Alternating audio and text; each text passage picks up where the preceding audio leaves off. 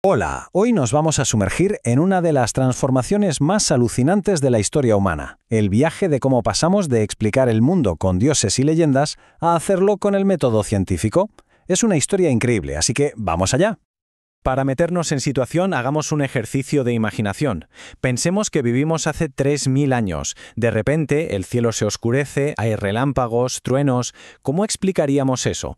Hoy hablamos de cargas eléctricas, de frentes atmosféricos, pero sin saber nada de eso, ¿cuál sería la explicación más lógica? La respuesta, claro, nos lleva directamente al punto de partida de este viaje. Y es que durante miles y miles de años la humanidad vivió en lo que podríamos llamar un mundo encantado, un mundo lleno de dioses, donde cada cosa que pasaba tenía una explicación, pero no necesariamente una causa natural. A ver, las estaciones no cambiaban por la inclinación del eje de la Tierra, que va, cambiaban por la tristeza de la diosa Deméter. Los rayos no eran descargas eléctricas, eran la furia de Zeus lanzando sus armas. Todo, absolutamente todo, era parte de una gran narrativa divina. Había una explicación para todo, sí, pero esa explicación era siempre una historia, no una ley natural. Pues bien, a esto es a lo que llamamos el pensamiento mítico. Y su clave es que no buscaba pruebas, no se podía poner en duda. Era una verdad que se aceptaba por tradición, por cultura, por fe. El mundo de los dioses y el mundo natural no eran dos cosas separadas, no, eran exactamente lo mismo.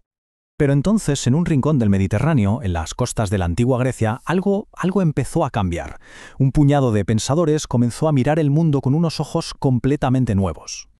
Y aquí es donde vemos el quiebre, la primera gran revolución del pensamiento, el paso del mitos, que es la narración, la historia, al logos, o sea, a la razón. De repente, las viejas historias de dioses ya no eran suficiente. Se empezaron a buscar argumentos, lógica y sobre todo pruebas. Estos pioneros, los que hoy conocemos como los filósofos presocráticos, hicieron algo que parece simple, pero que fue absolutamente rompedor. Se atrevieron a hacer una pregunta radical. ¿Y si los dioses no tienen nada que ver con esto? ¿Y si todo tiene una explicación natural? Buscaron un principio único, lo que llamaron el arché, que fuera la base de todo lo que existe.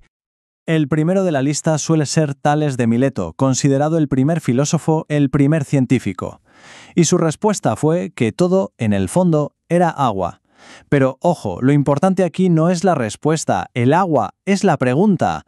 Por primera vez, alguien proponía una causa material, naturalista, para explicar el universo entero sin recurrir a los dioses. Luego llegó Heráclito y le dio una vuelta de tuerca. Para él, la realidad no era una cosa estática como el agua, sino un proceso, un cambio constante, simbolizado por el fuego. Todo fluye, nada permanece. Una idea superpotente que, de hecho, resuena muchísimo con la física actual. Y bueno, llegamos a una idea que es, de verdad, para quedarse boquiabierto por lo moderna que suena. Los atomistas. Leucipo y Demócrito dijeron que toda la increíble variedad del mundo se reducía a dos cosas: partículas diminutas e indivisibles, los átomos, moviéndose en el vacío. Ya está, es una intuición genial que tardaría más de 2000 años en poder demostrarse. Claro, con toda esta explosión de ideas tan diferentes, hacía falta poner un poco de orden, ¿no? Hacía falta un método, una estructura para pensar. Y ahí es donde entran en escena dos gigantes que construyeron los cimientos de todo el pensamiento occidental, Platón y Aristóteles. Para Platón, el mundo que vemos y tocamos era una especie de copia imperfecta, una sombra. Nos engaña. Él creía que la verdadera ciencia no debía fiarse de los sentidos, sino usar la razón, la mente, para entender las ideas perfectas y eternas que hay detrás de todo, como las figuras perfectas de la geometría. Su famosa alegoría de la caverna lo explica de maravilla. Somos como prisioneros en una cueva, viendo solo sombras en una pared y creyendo que esa es toda la realidad.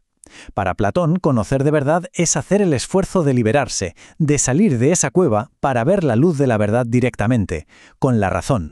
Pero entonces llega Aristóteles, que era alumno de Platón, y bueno, le da la vuelta a la tortilla.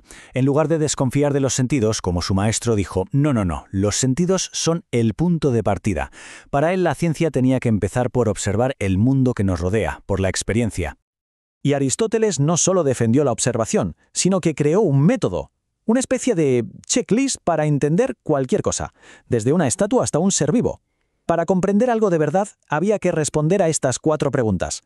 De repente, la ciencia ya no era solo especular, Era un conocimiento sistemático que buscaba las causas de las cosas. Bueno, y con esto damos un salto a la Edad Media, una época que a menudo se ve como oscura o un parón, pero que fue absolutamente clave en esta historia. Aquí lo que pasó fue algo fascinante. Pensadores como Santo Tomás de Aquino consiguieron una síntesis impresionante. Argumentaron que la fe y la razón no eran enemigas, al contrario, eran dos caminos distintos que llevaban al mismo sitio, a Dios. Así, estudiar la naturaleza con el método de Aristóteles se convirtió en una forma de admirar la obra del Creador. Pero ojo, esta historia estaría totalmente incompleta sin reconocer el papel vitalísimo del mundo islámico. Mientras que en Europa se perdían muchos de los textos griegos, eruditos como Avicena o Alhacén no solo los conservaron y tradujeron, sino que los hicieron avanzar. Crearon nuevos campos en matemáticas, medicina, óptica y sentaron unas bases sin las cuales el Renacimiento europeo simplemente no habría sido posible. Y con todo este caldo de cultivo, llegamos al momento cumbre, al estallido, el Renacimiento. La época en que la observación directa y las matemáticas por fin desafiaron miles de años de autoridad. Y es que fíjense en la velocidad de todo. En 1543, Copérnico se atreve a decir que la Tierra no es el centro de todo, que es el Sol. Unas décadas después, Giordano Bruno es quemado en la hoguera por decir que el universo es infinito. Poco después, Francis Bacon dice que hay que crear un nuevo método basado en experimentar. Y finalmente Galileo apunta su telescopio al cielo y las pruebas que encuentra cambian nuestra visión del cosmos para siempre.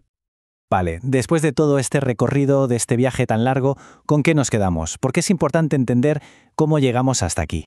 Hay una frase que creo que lo resume todo a la perfección. Es un viaje de la fe a la prueba, de aceptar lo que decían los libros antiguos a confiar en la propia experiencia, y de las descripciones vagas de cualidad a la precisión de la cantidad, de las matemáticas.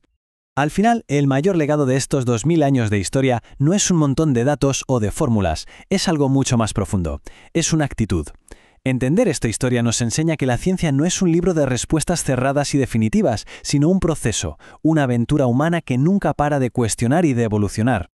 Porque al final, este largo camino del mito al logos nos enseñó a dudar, a ser escépticos, a buscar pruebas.